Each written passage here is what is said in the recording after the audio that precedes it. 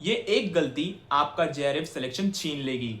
Exam देकर आने के बाद हम सबसे बड़ी गलती क्या करते हैं? हम टेलीग्राम ग्रुप और रैंडम वीडियोस पर कट ऑफ देखकर पैनिक करना शुरू कर देते हैं।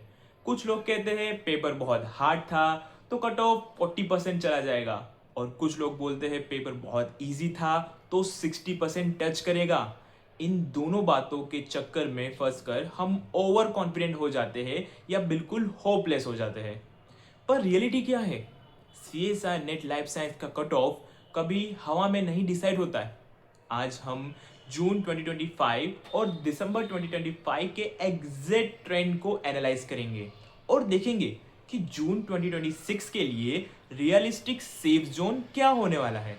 चाहे आप जेआरएफ टारगेट कर रहे हो या असिस्टेंट प्रोफेसर या फिर पीएचडी ओनली कैटेगरी, एकदम क्रिस्टल क्लियर रोड मैप मिलेगा। तो आराम से बैठिए, बिल्कुल दोस्त की तरह बात करते हैं। एक्सपेक्टेड नंबर पर आने से पहले पिछले 2 सेशंस का ट्रेंड समझना बहुत जरूरी है। सीएसआईआर अब 3 डिस्टिंक्ट कैटेगरीज में रिजल्ट डिक्लेयर करता है। Category 1 JRF, category 2 assistant professor और कैटेगरी 3 पीएचडी ओनली। आप पिछले 2 एग्जाम का ग्राफ देखिए।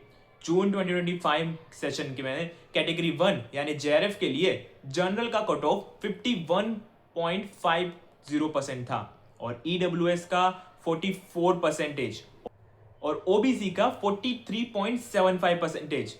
बात करें एससी का तो 37.25% और एसटी का 35.75% और पीडब्ल्यूडी का 25% पर सिलेक्शन हुआ था। बात करें कैटेगरी 2 की तो यहाँ पे असिस्टेंट प्रोफेसर में ओपन कैटेगरी का कट ऑफ है 39.60%, ईडब्ल्यूएस का है 39.37%, ओबीसी का है 46.35%, एससी का है 33.52% और एसटी का है 32.17% और इसी के साथ पीडब्ल्यूडी का है 25% था। बात करें कैटेगरी 3 यानी पीएचडी ओनली में तो यहाँ पर जनरल का कट ऑफ 38.25, ईडब्ल्यूएस का कट ऑफ 33%, ओबीसी का कट ऑफ भी 33% और एससी का 27.50 और एसटी का 25.75% और पीडब्ल्यू का एज यूजुअल 25% था।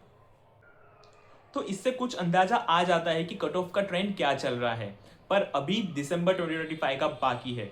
अब बात करते हैं दिसंबर 2025 सेशंस की। तो दिसंबर सेशन आते ही कंपटीशन थोड़ा सा शिफ्ट हुआ था। कैटेगरी 1 जेआरएफ में ओपन जंप करके सीधा 54% पर पहुंच गया। वहीं ईडब्ल्यूएस 44% पर स्टेबल रहा और ओबीसी 44.25% हुआ। बात करें एससी की तो 36% पर और एसटी को 34.25% और पीडब्ल्यूडी को 25% पर जेआरएफ मिल गया था। वहीं कैटेगरी 2 यानी असिस्टेंट प्रोफेसर में जनरल का कट ऑफ बढ़कर 48.60% हुआ, जबकि ईडब्ल्यूएस 39.60% और ओबीसी 39.82% पर रहा। बात करें एससी की तो 32.40 और एसटी का 30.82% और पीडब्ल्यूडी 25% रहा।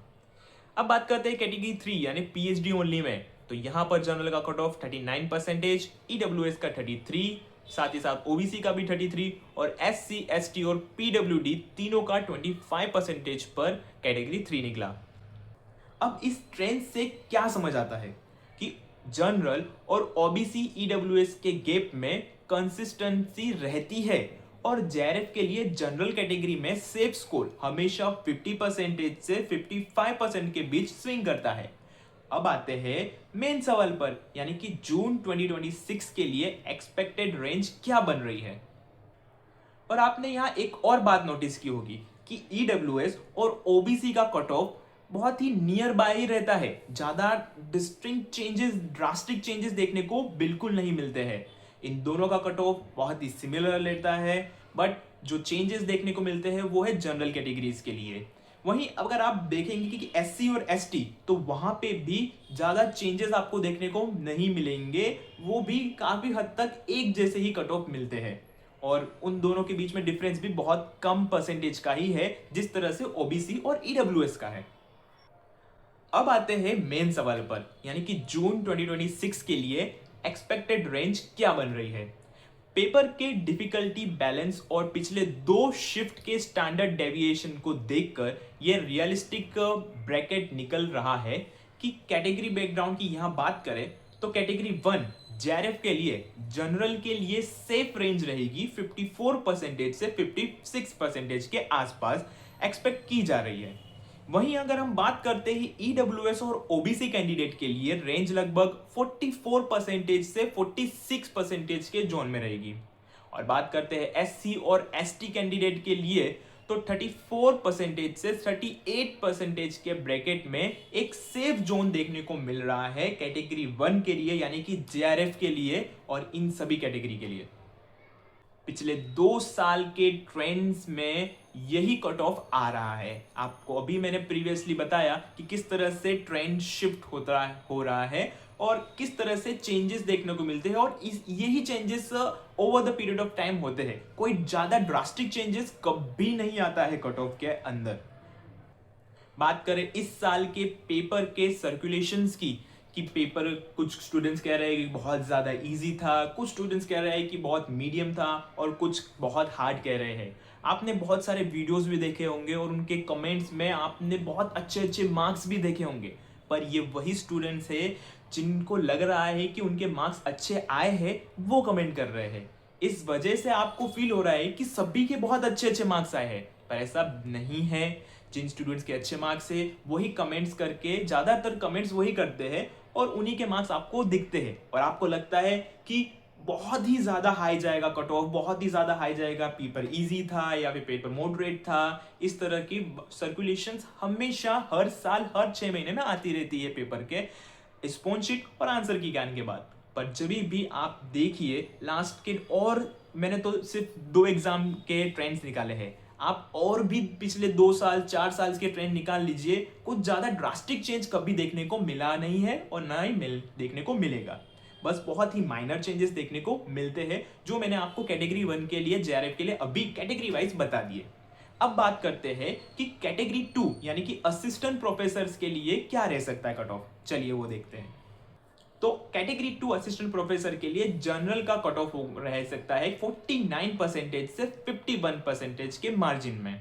बात करें ईडब्ल्यूएस और ओबीसी का तो वो अभी अराउंड कुछ रहेगा 39% से 41% के बीच।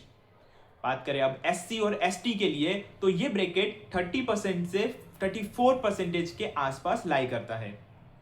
चलिए अब मूव करते हैं कैटेगरी 3 यानी कि पीएचडी ओनली के लिए। तो जनरल कैटेगरी के लिए 40 से 43% के लिए ये कट ऑफ रह सकता है और ईडब्ल्यूएस और ओबीसी के लिए लगभग 33% के आसपास का मार्क्स रहेगा। अब बात करते हैं एससी एसटी के लिए तो ये 25% से 28% के ब्रैकेट में रहेगा और इतने में आपका एससी एसटी कैटेगरी में कैटेगरी 3 निकल सकता है। बहुत से स्टूडेंट्स परसेंटेज और रो मार्क्स में कंफ्यूज हो जाते हैं। याद रखिए लाइफ साइंस का पेपर 200 मार्क्स का होता है। अगर जनरल कैटेगरी जेआरएफ का टारगेट 44% से 46% है तो इसका सीधा मतलब है कि आपका रो स्कोर 108 से 112 मार्क्स के बीच होना चाहिए। और अगर आप जनरल कैटेगरी में 110 प्लस मार्क्स कैलकुलेट कर रहे हो तो आपका जेआरएफ काफी स्ट्रॉन्ग पोजीशन में है। और अगर आप ओबीसी या ईडब्ल्यूएस में हो तो आपका स्कोर 90 से 92 मार्क्स में बन रहा है, तो आप सेफ जोन में एंटर कर चुके हो। और अगर आप एससी एसटी कैंडिडेट के हो और आपका मार्क्स 70 से 76 मार्क्स के बीच में है तो ये एक काफी स्ट्रॉन्ग टारगेट बन रहा है आपका जेआरएफ का, और आपका जेआरएफ के चांसेस ज्यादा है। लेकिन यहां सबसे बड़ा कैच क्या है? नेगेटिव मार्किंग का।